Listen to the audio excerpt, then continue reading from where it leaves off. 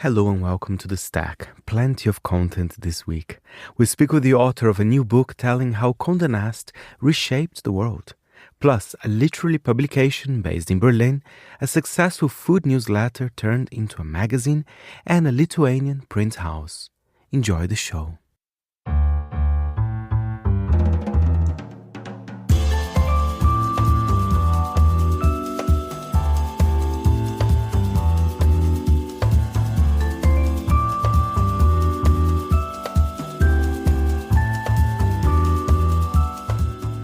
From Midori House in London, this is The Stack, 30 minutes of print industry analysis, and I am Fernando Augusto Pacheco. We start the show looking at media dynasty Condé Nast and all its ups and downs.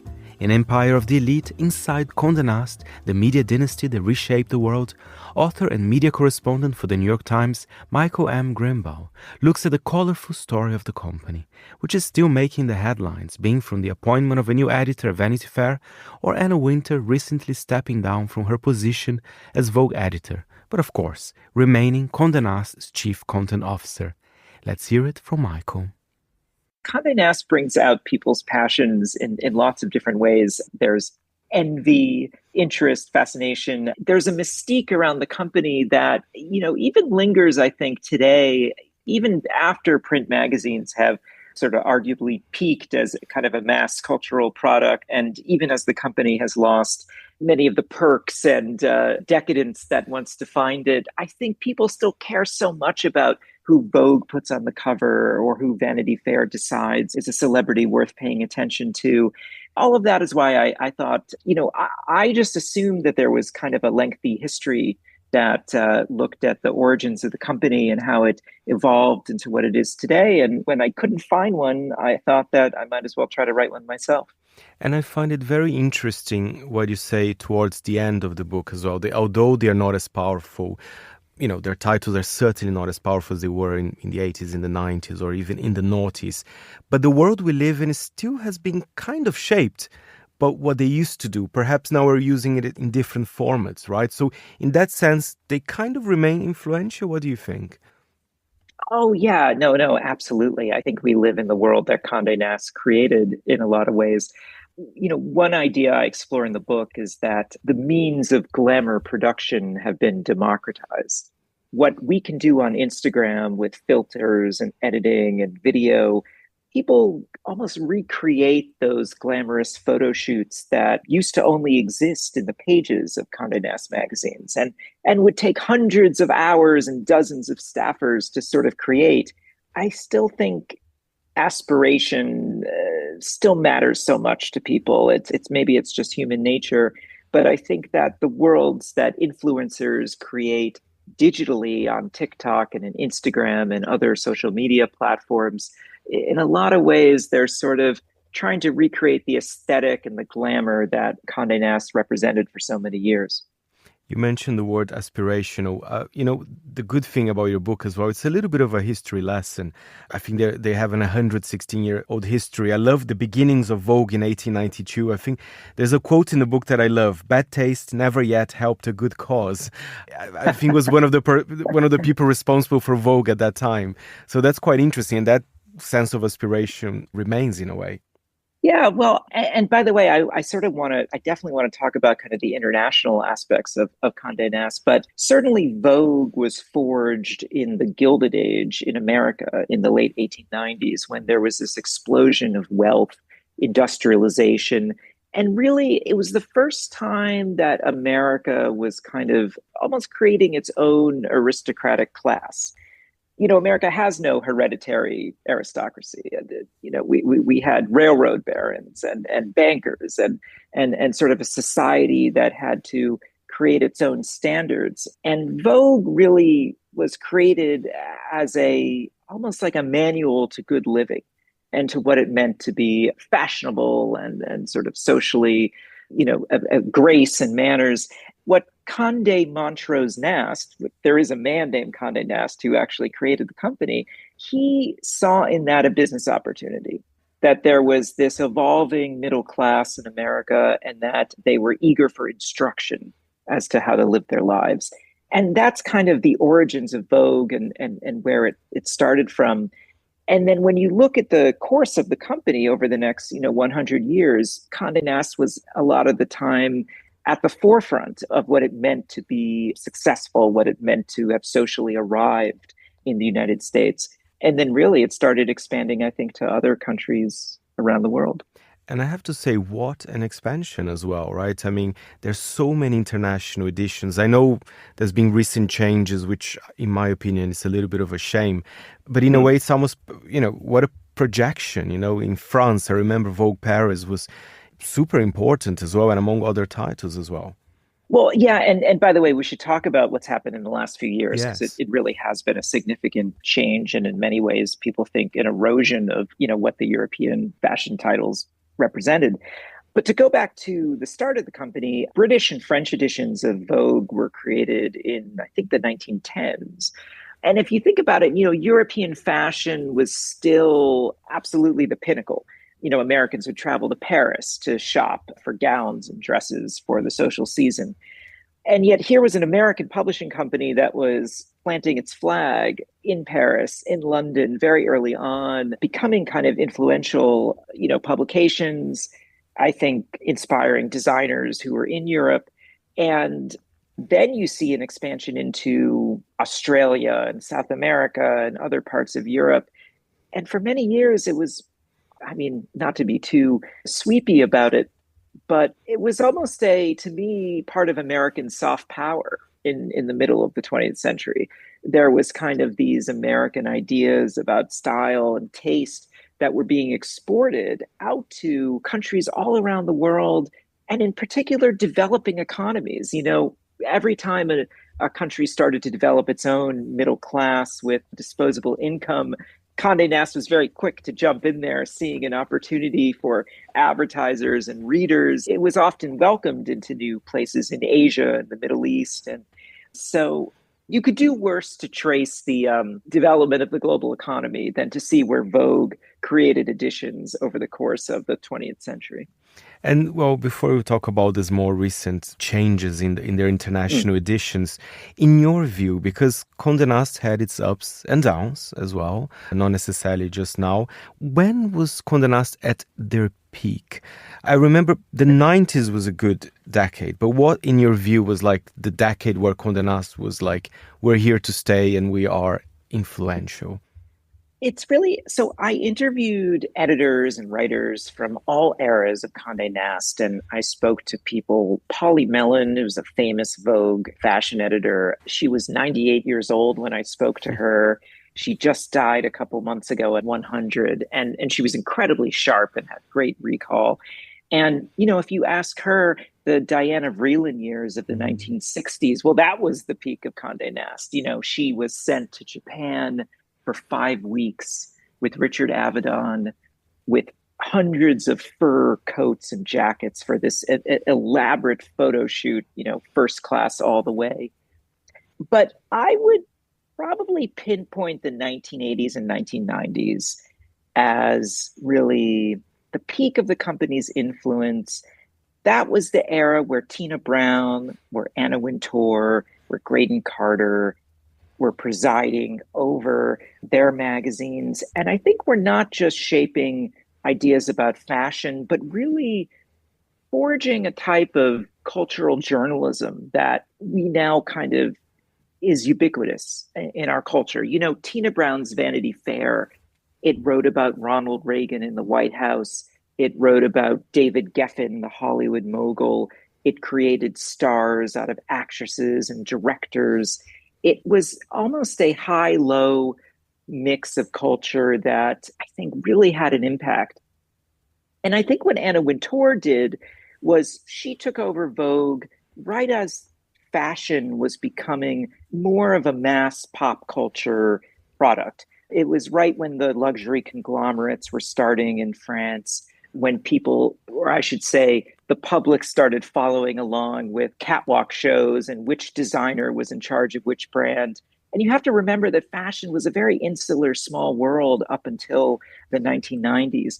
And so all those trends, I think, combined at the time to produce a company that, in a way, had a foothold in every part of our lives. It had Architectural Digest for people buying homes and wanting to decorate. GQ became a force in menswear. I think just as men were starting to become much more interested in expressing themselves through fashion. You had Brides magazine for when you got married, Golf Journal for when you retired. There was a Condé Nast magazine for every part of our lifestyle. And I think, that moment was really the 1990s, the early 2000s. And it really rode that wave, I would argue, up until the financial crash of 2008, which happened to be just around the same time that the iPhone debuted. And the combination of this contraction of the global economy, where this easy money era came to an end, and the concurrent rise of the internet, where people started having a newsstand in their pocket, that was a pretty lethal combination of forces for a company like Condé Nast. And I would say that's where the decline of its power sort of began. And not all brands from their portfolio suffer the same as well. I think it's interesting you talk as well about the New Yorker. It's remarkable. They're still, I think they're holding their barrier there still, I think, in terms of circulation, in terms of...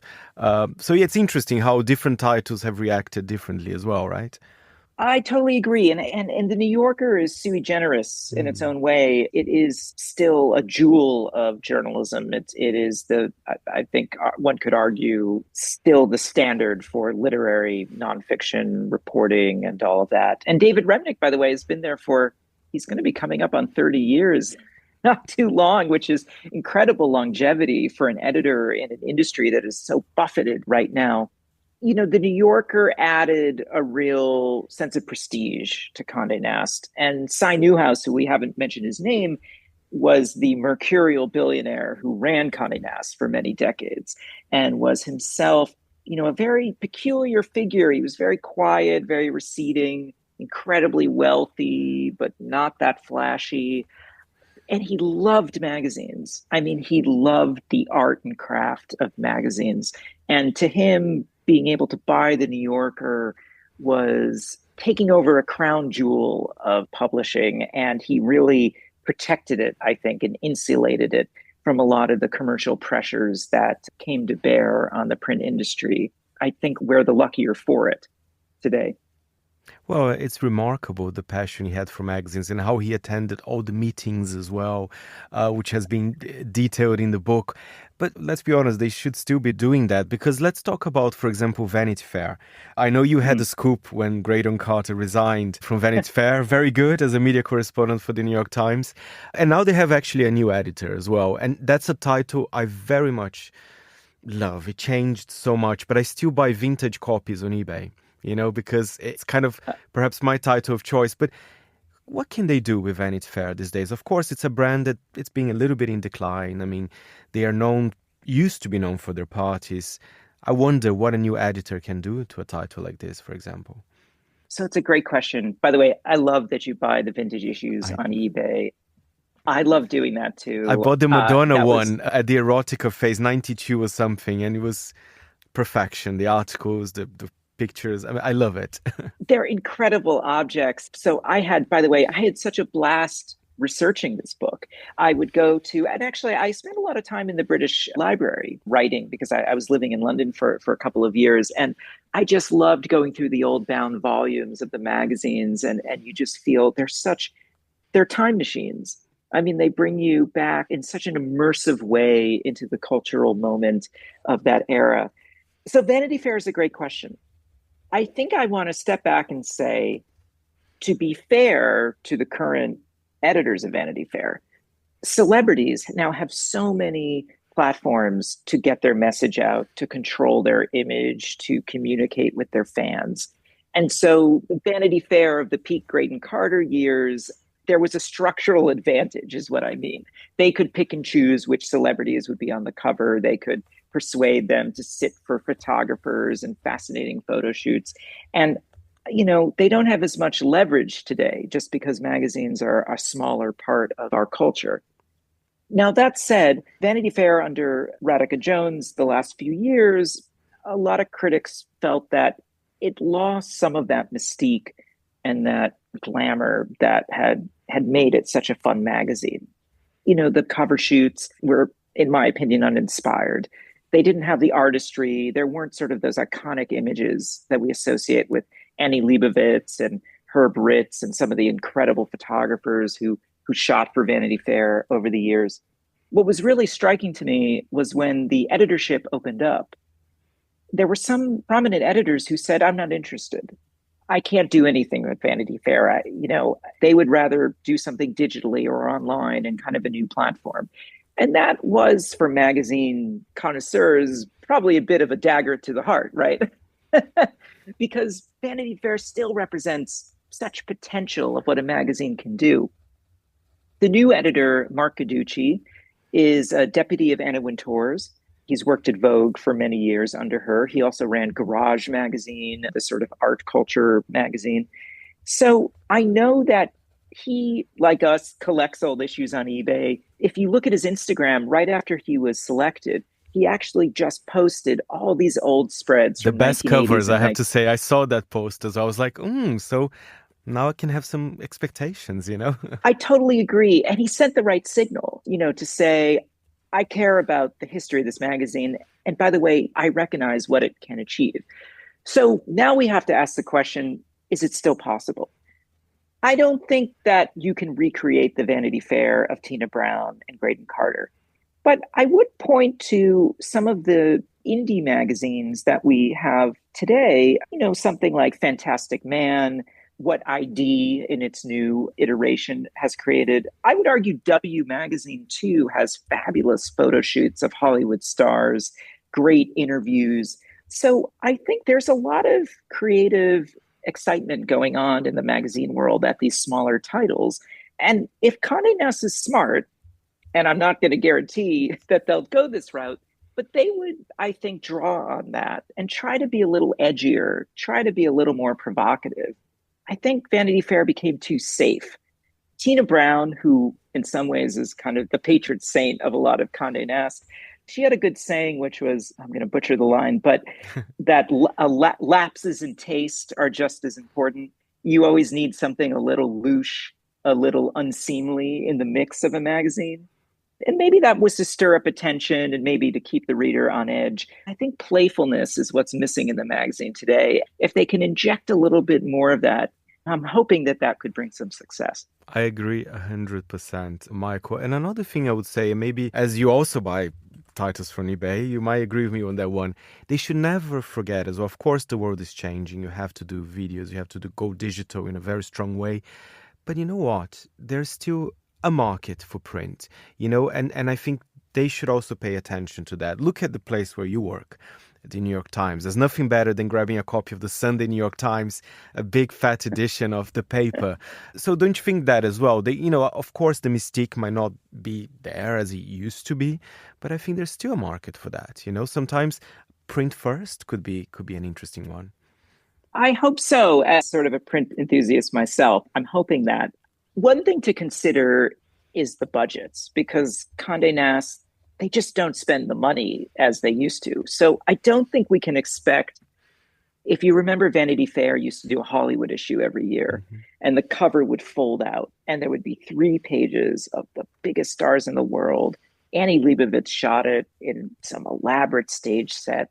There's a very funny moment in the book where one year Annie Leibovitz spent about $500,000 to produce this one cover of the Vanity Fair Hollywood issue, excuse me. And Graydon Carter had to go to his boss, Cy Newhouse, and say, I have good news and bad news. The bad news is we spent $500,000 on a single cover. And Cy Newhouse pauses, looks up from his asparagus and says, what's the good news? And Graydon says, it looks like a $500,000 cover. Cy Newhouse was fine with it. So I'm not sure we're going to see covers of that budget. But again, I mean, look at the exciting photographers we have working today. And if you go to the Monocle newsstand and just look at some of those indie magazines, there's incredible imagery, incredible visuals. And I think if you can find celebrities and designers who can buy into that and would be sort of, eager to participate in that sort of image making, you could still create arresting pictures on print that could I think, really get a lot of attention and even go viral online.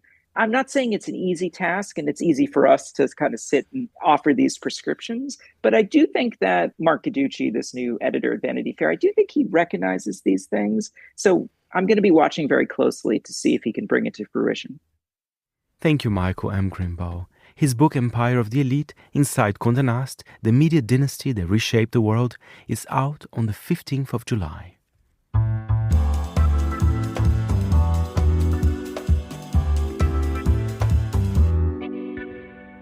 Let's move along now to a new print food magazine, Vittles. Yes, from the same team of the fantastic food newsletter with the same name. Founded 5 years ago in the middle of the pandemic, Vittles was a hit, with their insightful food stories ignored by other publications. It's a pleasure to welcome to our studio the founding editor and publisher of Vittles, Jonathan Nunn. 5 years ago, it was literally the pandemic.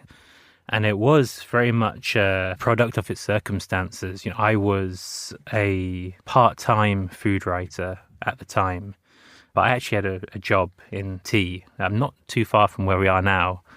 And when the pandemic hit, I was furloughed from my job, and there were no restaurants to write about anymore. They'd shut at this point. It's very difficult to put myself back in that kind of mindset, but it was a time of quite a lot of uncertainty.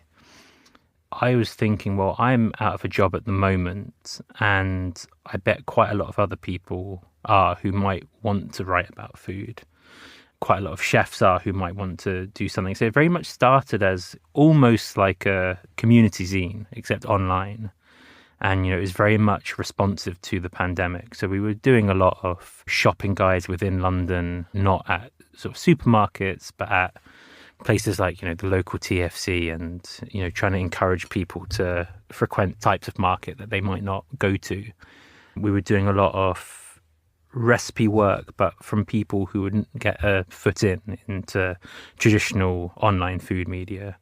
We were publishing a lot of people who are first-time writers who always wanted to talk about how food relates to their identity, who might not have the space to do it otherwise. And so that's how it started. And so it was very much something that I considered would be temporary, maybe for the length of the pandemic. And it kind of took off from there. And I think it possibly speaks to a lack of space within mainstream newspaper media for food. And it's very strange because obviously in this country of the last 30, 40 years, we've had this revolution in, how we think about food. It is as much a part of culture as music, as film, as literature. We all talk about it in a way that we didn't used to talk about it before, but, food still sort of ends up in the lifestyle section. I think lots of food media comes from a point of having to convince people that food is an okay thing to want to talk about. And I think we start from a position of course you want to talk about food, and then here's all the different ways you can talk about it. You can talk about food as food, of course, but what we're interested in is generally the things that surround food. So food becomes this kind of, there's a very good Hitchcock word called MacGuffin, which he used to describe his plots. All his plots revolve around an item, for example, like a briefcase, but it's not really about the briefcase, it's about everything that kind of plot device sends into motion. So, lots of articles about economics, about identity, about immigration. And I think at that time, that space wasn't as big as it should have been. And I think we have tried to be that space be a part of that space for the last 5 years. One thing that for me is very refreshing about Vittles as well, of course, you're talking about identity, the economics of food as well, but even something as simple as the best fish and chips places in London, because you do read in other media, and as you said, it's a little bit tired. Did the journalist really went to those places? We were talking about that amazing article last year about the best ice cream in London. That was such it was a list, but it was so personal as well. And you can definitely see the journalists have been there in a way. Yeah, I mean, for me and restaurants, I started as a restaurant writer. I'm not exclusively a restaurant writer now, but for me, I started because I wanted to connect restaurants to my experience of London. And London as this really expansive city, which is not just the center. It's not just zone 1, not just even zone 2. Like a lot of culture, and especially food culture, is produced in the suburbs. I think, for obvious reasons, when you have, lists of the best restaurants or so, and it could be best fish and chips, it could be best ice cream, a lot of the places that get talked about are the places that can afford, PRs to email journalists to say, put my shop on your list. And, it ignores just like the absolute, wild variety of things that are going on, in the fringes of London. And I say fringes, knowing that these places are actually culturally central to London. And so, you're talking about the ice cream guide, we decided to name a number 1, and, it's obviously completely subjective, but the place we decided was a Shiyak place in Ilford. So it's an Afghan ice cream. Which have been, and it is very good indeed. It's a brilliant place, one-man band. And, it's one of those rare places. And there's about 4 of them in London serving this, which just exclusively serve Shiyak. And it's, ice cream, fresh milk ice cream, churned to order.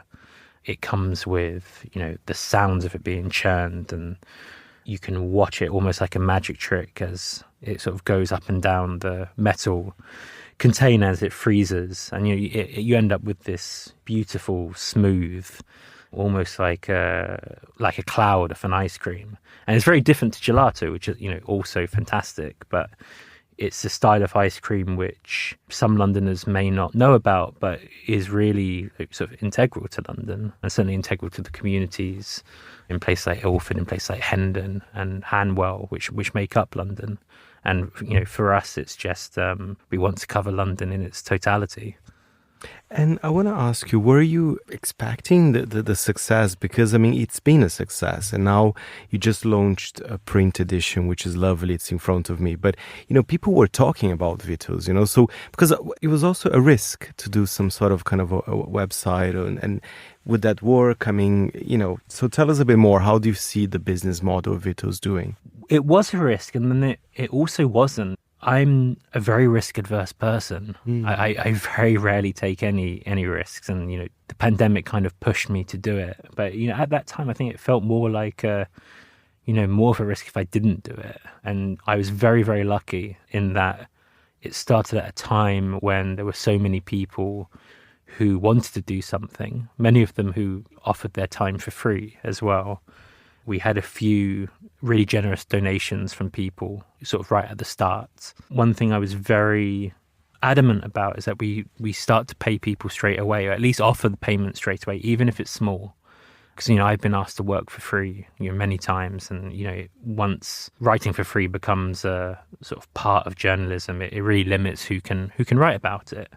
And so I wanted to show people, and I wanted to be very transparent about our rates. And so as more people subscribe, you can see the rates going up. Your pitching guide is perfect, by the way. Thank you. More media companies should do that. Thank you. And so it grew from there. And there wasn't really a business plan because I didn't think it would end up being my job. It's kind of come together very piecemeal. It's kind of taken me aback, I think.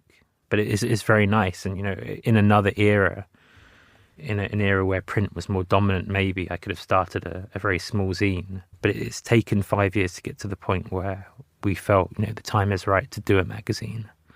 Which is also great, because I have issue 1 in front of me, but I think there was a sense of expectation. Even here in the office, they say, "Oh, Fernando, have you seen the Vittles as a magazine? It would be great for the stack." I think there was a desire for this product. Are you happy? Do you think this is going to become an integral part of the brand from now on? I think so. I don't know if an integral part, but certainly a part that adds so much to what we do. To go back to your question about how, the business model works, we are an online publication. We publish through Substack. Unlike many, Substacks, lots of people associate it with, journalists who don't want to be edited anymore. So they can just post out what you want to do. We're quite different. There are other publications like, Mill Media, which also started on Substack, which are, publications that are edited and they are treated like online magazines, essentially, or newspapers in Mill Media's case. I'd always conceived of ourselves as doing what a magazine does, even though we use this medium which is relatively new. I'd often thought about, well, what if we did print? And I think I came to the conclusion that there had to be a good reason for us to do it. It couldn't just be the kind of prestige of wanting to be a print publication. Print costs a lot. We have been successful because we have such minimal costs. It ensures that we can pay writers, and we are a writer-focused publication. So, the making sure that we can pay our contributors as much as we can do is, our first goal. And there didn't seem to be much point in risking the financial viability of the business to just say we have a print magazine. I think we do what we do very well online as well. So there felt like there had to be a reason.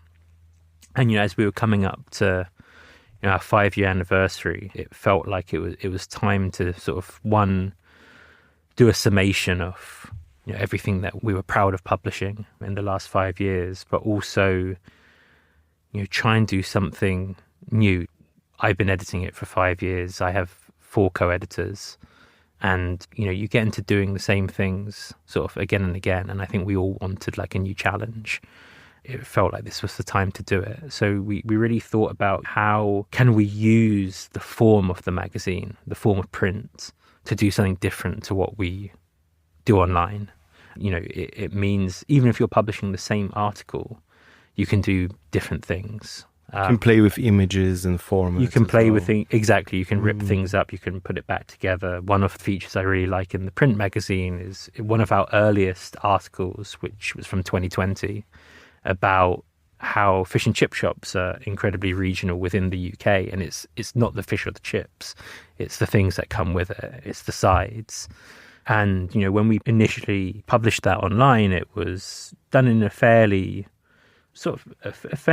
standard way that, you'd format a newsletter. It was kind of one writer after another, a kind of blurry picture of, some chip spice there or a battered haggis supper.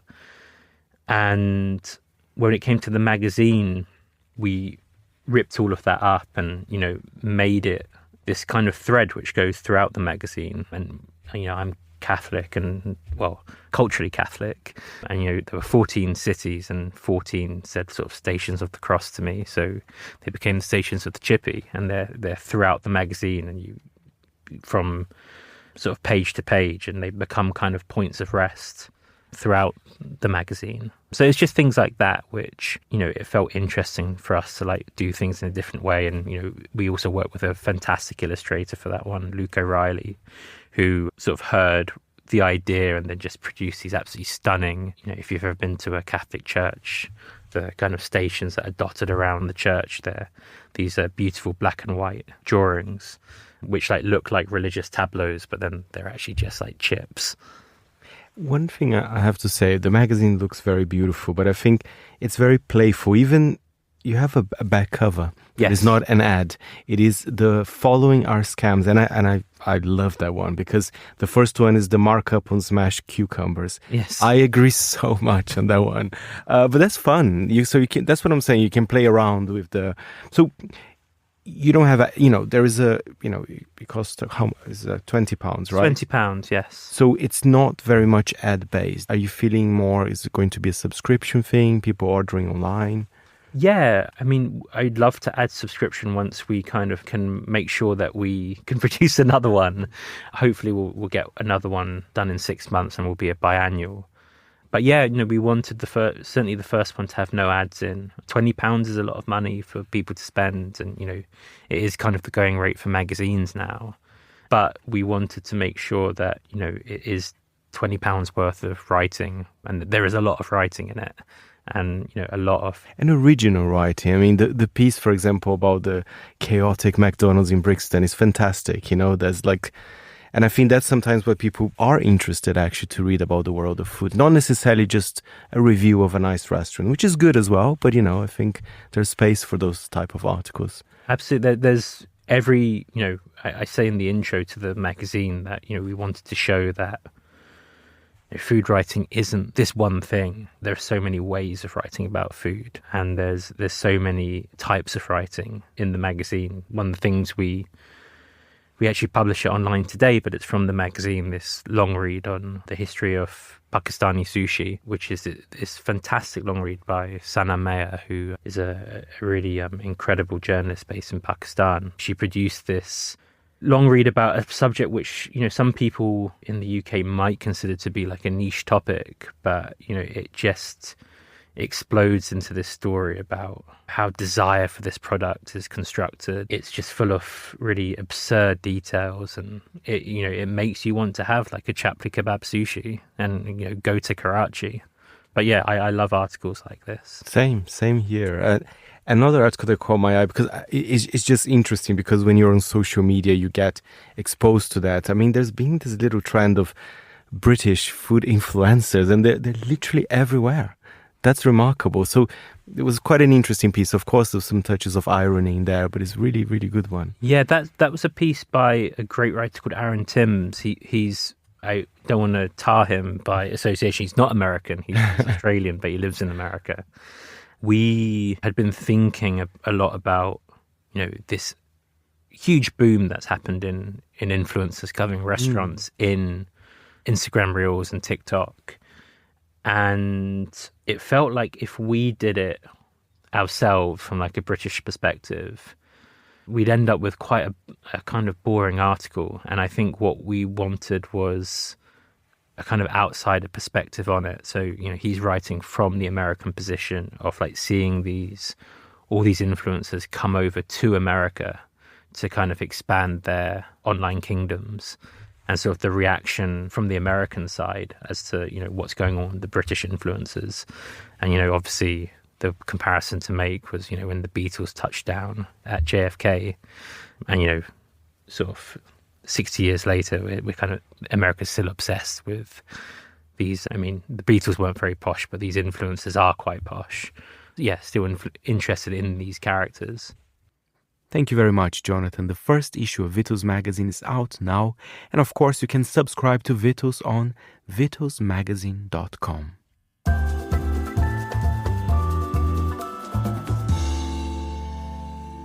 And now we head to Berlin to talk about Berlin Review, a beautiful publication full of essays about books and ideas, published from Berlin, of course.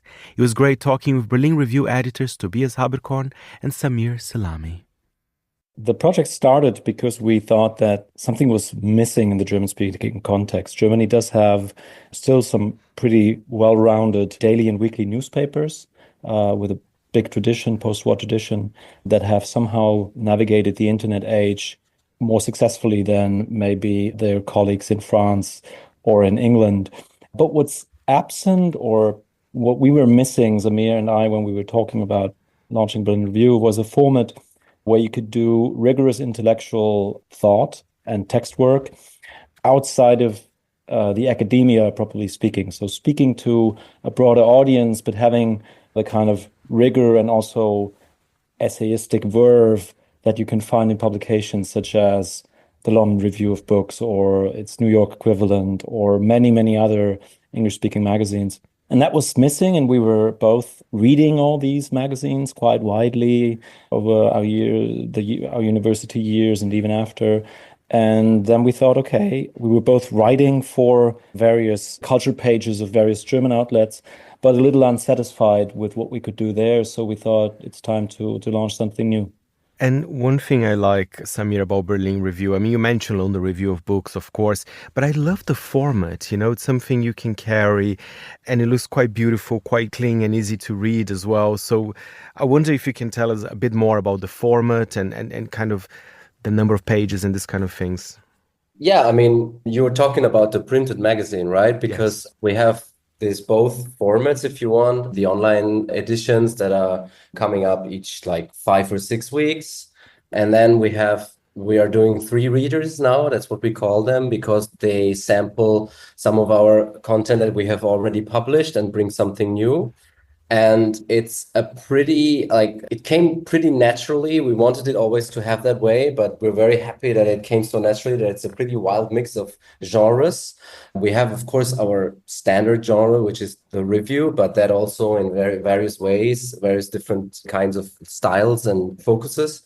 And then we have shorter pieces talking about actual current events in politics, culture. We have also stories. We have published in our last issue the eminent Argentinian writer Samantha Schweblin, also some very, very nice German voices like Ulrich Pelzer or Karo Staher, both very established and younger upcoming ones. And then we have one photographer that we feature in all of these. I mean, so far it has been photography. It doesn't have to be in the future. Maybe we'll have other also genres of art. But there's one artist that is featured, and we kind of create the magazine and its visual appearance around this photographic position. We have at least one text that resonates with the thing, but it's not really explicative. In our last issue, it was a story. In our first issue, it was more of an essay about polarization. And then we have a few also visual elements from that same photographer that kind of structure the magazine. And all that comes in a, I think, very clean design with one font and various like discrete formal elements and visual elements. So it was very important for us to have this mixture of a very clean, accessible, but also beautiful, crafted, super appearance, and a wide variety of contents and styles, modes of writing. And I think it does look very beautiful. And Tobias, it does have Berlin in the title.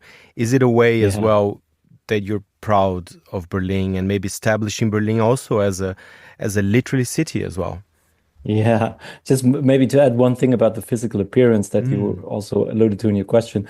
I found it very important when we were developing the print magazine to have something that you can fold and roll that fits easily into your chest pocket of your jacket, so to speak, because many magazines are a little sturdy and a little too big.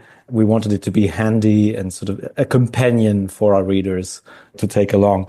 Yeah, so Berlin in the title, and are we proud of the moment? I mean, yeah, we were quite decided to call it Berlin Review, to attach the magazine to a specific place, although we publish, as Samir already mentioned, voices from almost the world over. But it's a tradition of intellectual magazines that are rooted in a specific place. I mean, we already mentioned the ones from New York and London. There's also the Paris Review, which ironically, I think, has been published in New York for a couple of decades now, but it was founded in Paris. The thing with Berlin is that it's a city that still is pretty much in motion. It's a city that still attracts a lot of new people, international people. It has become a transitory home to almost a global class of artists, writers and intellectuals that are looking for a place to be. And so that is something that isn't reflected in Berlin's, let's say, publishing infrastructure as well as it could. So what we are doing is we're in touch with a lot of writers who are either live here or are transiting through Berlin, who are not necessarily connected to the German scene, nor do they oftentimes even read or speak German, but still they are part of a global conversation that, of course, Germany needs to take part in and should be open to. And we collaborate with these writers. We had a fantastic piece, for example, by the Sudanese novelist Fatina Bas on her family history that is intertwined with the civil wars that have been raging for more than 20 years. She's been living in Berlin for 8 years. She's teaching in the US, and she now wrote this amazing long read piece for us in our spring edition that has been sub-licensed by 2 different magazines now. So we pretty much try to widen the German conversation here in Berlin and to bring in the full potential of the city, which is there but not taken advantage of as it could be. And Samir, clearly to me, Berlin Review has an international outlook, and you are in Brazil now. And you've even been having some sort of partnerships with other titles there as well. I wonder if you can tell us a bit more about that. Yeah, I think I would just add to what Tobias said, or just agree and add something that is, I think we're in that sense very rooted in the city of Berlin because, we've spent large parts of our lives there, but also in other parts. Tobias was living in Rome for a time, in Paris. I was in France too, and now back in Brazil. And this is the case with many authors of us also, is that they are rooted in Berlin, but they have other roots somewhere else. And that creates like a natural network of connections and they have access to also the kind of insider discussions and problems there. And that makes it easier for us to curate content that doesn't reproduce this kind of centrist look on the world outside from Berlin, but it's more like decentered. And the red thread is basically that everybody has this connection to the city. But of course, we're also not restricted to Berlin. It's just in the name, as in all these other magazines also. Doesn't mean that we're only doing that.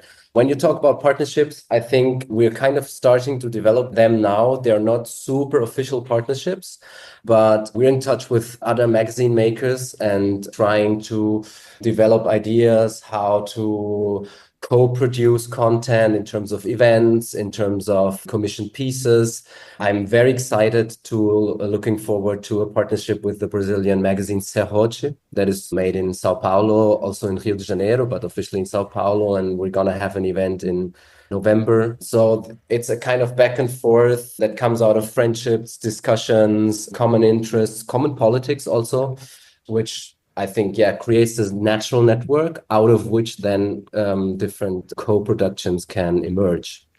And Tobias, I just want to ask you about the business side of Berlin Review. I know, of course, you're present digitally, but what about subscriptions? I mean, how is it working for you guys? You know, I have issue 3 of the print edition. Yes. If someone is interested, even someone who is outside Berlin, someone in London or Paris who are curious, what should they do to buy your latest?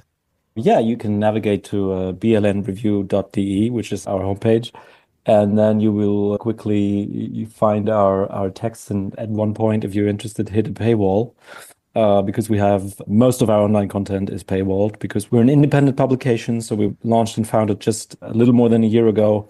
We don't have an external publisher. We really did it ourselves with the help of an initial starting grant of a foundation and of a startup grant for a digital publishing platform. And so we're extremely reliant on our readership. And of course, we need to grow readership and a subscribership.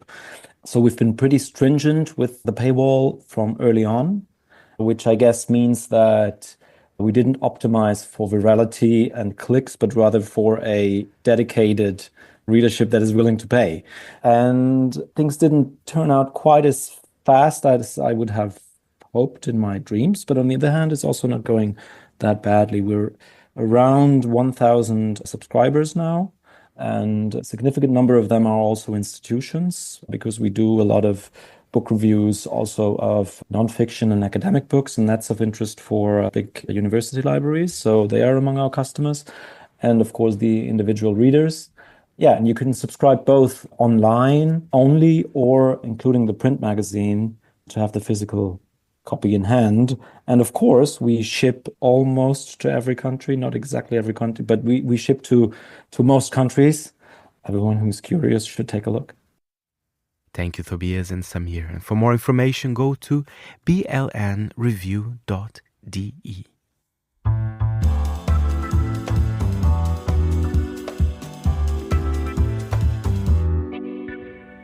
Finally on the show, something different.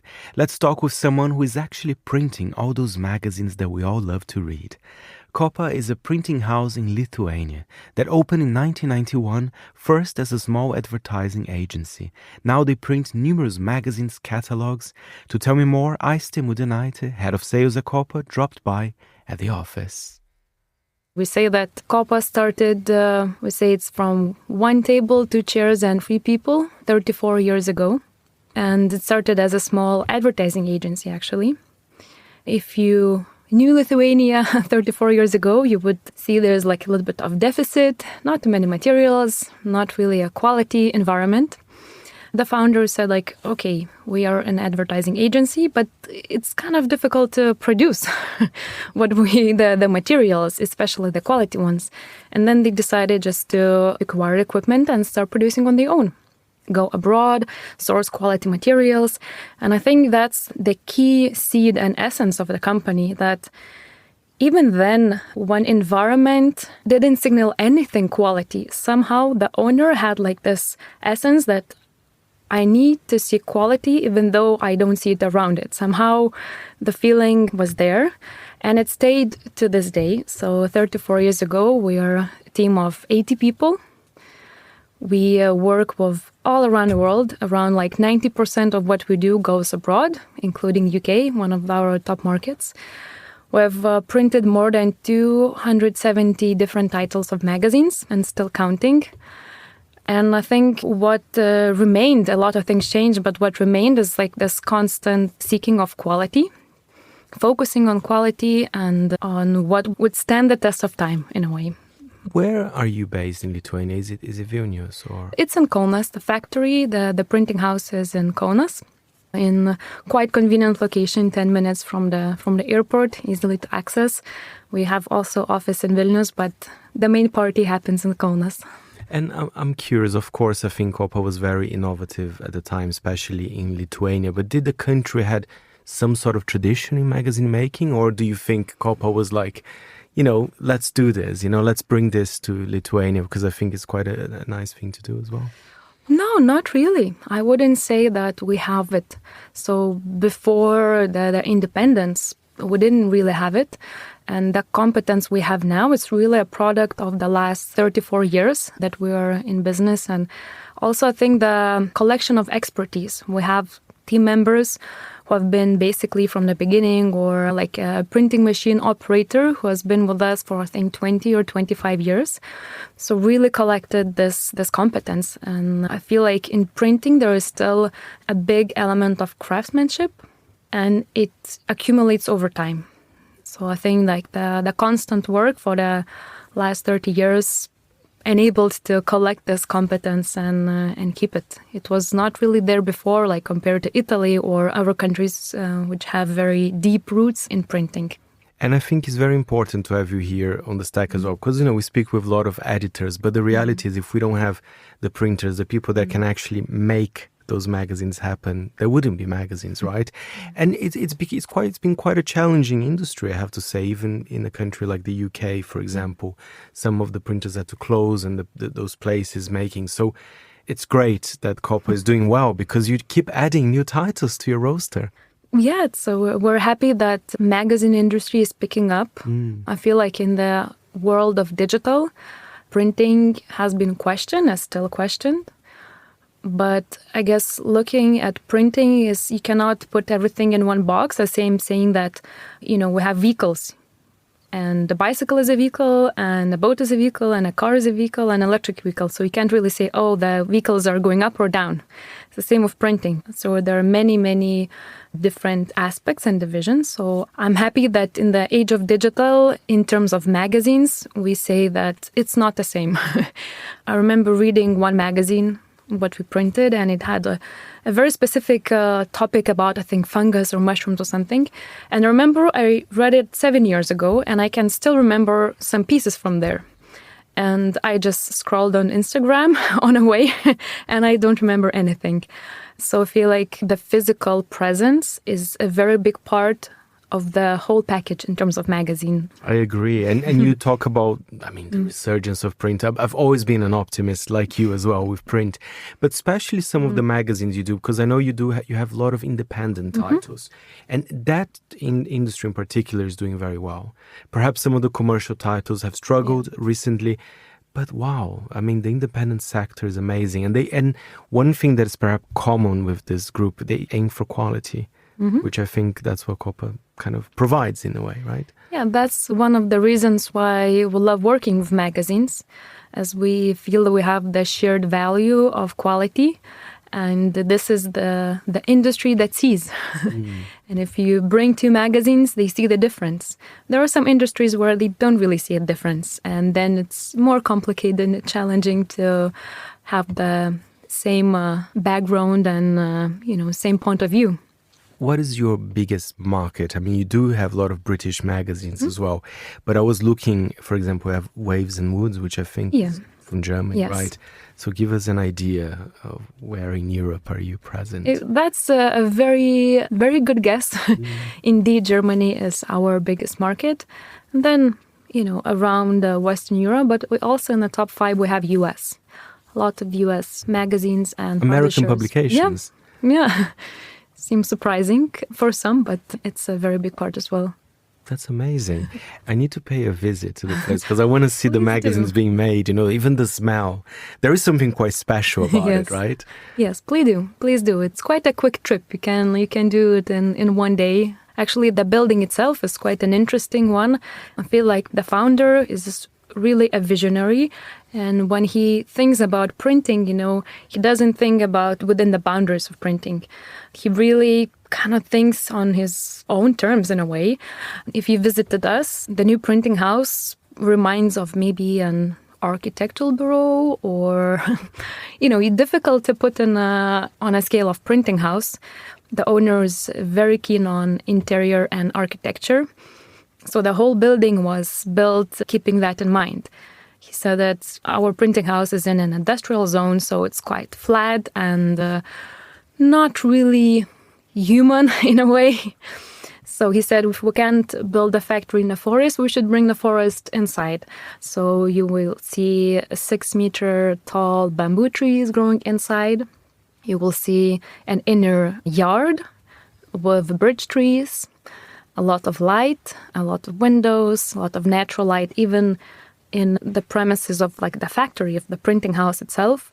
So it's really a forward-thinking factory, and I would like to have more of the factories like that in the future, not just the soulless box without any windows, natural light, and just gray. I agree. And I'm curious, we mentioned Germany, the US, the UK, but do you work with Lithuanian publications or brands as well? Is that kind of a relevant part of Kopa? Yes, it is. It's still our home market that we cherish. We work with brands, with publishers, with factories, for sure.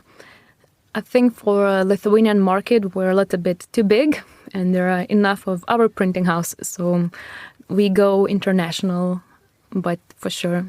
Talking about going international, because you have so many clients outside Lithuania, do you have, for example, you're here in London now, do you have to travel with your job as head of sales to kind of perhaps pitch the work you do, or do they go to Lithuania? How does that work? Both ways. Me and my team, we go very often everywhere. Like a couple of weeks ago, just visited LA, New York, now in London. Next week, we're heading to Copenhagen. And then, we have, I sometimes joke, it feels like a fashion week with different destinations. The fashion week of print, I love that. Yeah, it kind of feels like a fashion week of print, all of the main capitals and other cities, always on the road. But also we have visits, and it's amazing to welcome the publishers in our printing house. We're always very open to welcome publishers for printing, for visit. We're very open. I have a question. For your media diet or what you like to read, I wonder if you can give us a few titles. It can even be some of the ones you print yourself. Do you have any favorites? Yes, the titles I like to read. When the new issue of Dust comes out, I try to read. The recent... not new anymore, it's like the third issue, but The Playground, a magazine for creative industries. Shout out to Alste as well, she's great. Yes, so they're doing very well, I feel. I really like it. And then I like sometimes random topics of what we print. I just see, for example, once we made a magazine of all things measured, about measurement systems. And it's just I like these niche topics that I wouldn't go maybe intentionally, but when I see, it's very interesting. I like a French one, Griffé. It's about different brands, and they explore the ethos of different brands. My previous life, I was more in marketing, so it's always interesting for me to learn about that. Thank you, Aiste, for its super insightful conversation, and for more information on Kopa, go to kopa.eu. And that's it for this week's show. My thanks to our editor, Jack Dewars. Any comments or queries, feel free to write to me, Fernando, at fp@monocle.com. We're back next Saturday at 10 a.m. London time. You've been listening to The Stack.